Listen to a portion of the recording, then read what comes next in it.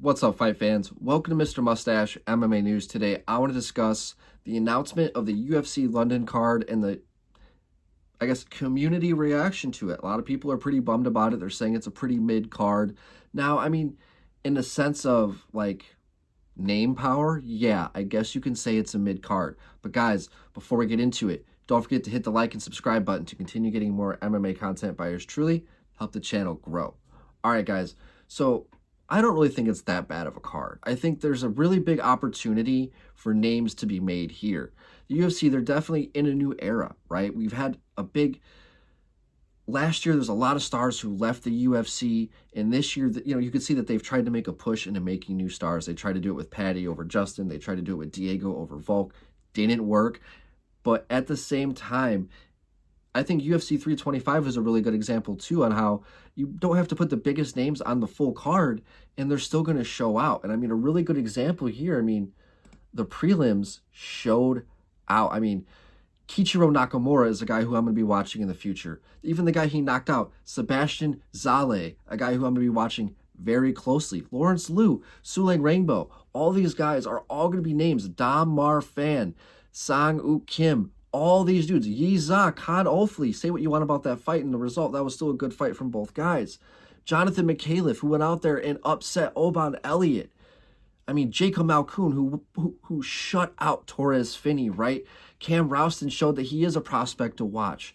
Billy Elicano went out there and choked out Junior Tafa after getting dropped, right? So, even though they're not the biggest names, we are going to have an opportunity for stars to be made. And here with the London card, we got a good main event. You got Movsar, Luan Murphy. That is the fight to make for #1 contender of the featherweight division. It's fantastic that they've made this fight. Luke Riley, somebody who isn't really there yet, but a guy who is going to be fighting in front of, his home crowd. This is another opportunity for a guy to make a name for himself. Roman Dolidze, already a nice big name, a guy who likes to go out there and throw down. Fighting Christian Duncan, who, again, good fighter. I like it. Ivo Baranowski, who jumped off the page last year against his win with Ibo Aslan, who's going to be fighting Austin Lane at 205, which is, are we sure it's a 205 fight?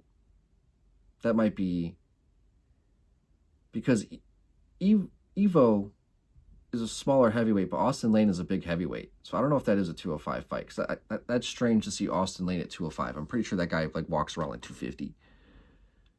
Curtis Campbell, Danny Silva, don't know much about. But here, Michael Venom Page versus Sam Patterson. Everybody's mad about this fight.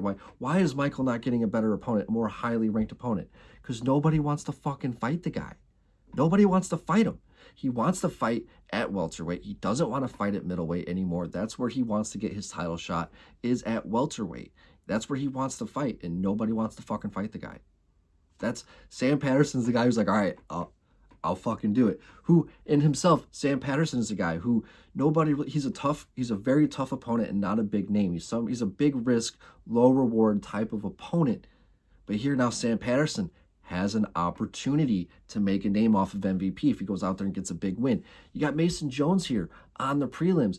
I don't know who he's fighting, but I have to say, Mason Jones is a really good name to go out there and he can get another big knockout victory. It's just, we don't know who he's fighting really. Nathaniel Wood is on this card. I don't know his opponent very well, but Nathaniel Wood is one of my favorite fighters to watch, and I think that he should get a better named opponent. But I'm sure he's the type of guy nobody wants to fight. Nathaniel Wood. Nobody wants to fight Mason Jones.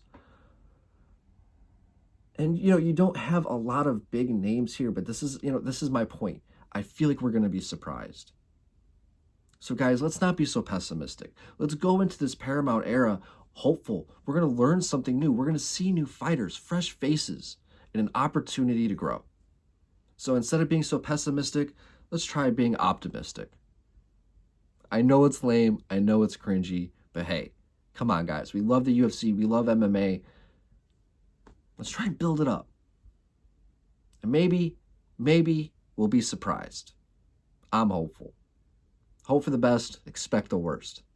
But guys, that's going to do it for today. I'd love to hear your guys' thoughts. Am I fucking crazy? Or you know what? Are you guys going to be optimistic like me? I'd love to hear your guys' thoughts. But guys, that's going to do it for today. Mr. Mustache, MMA News out. Let's fucking go, fight fans.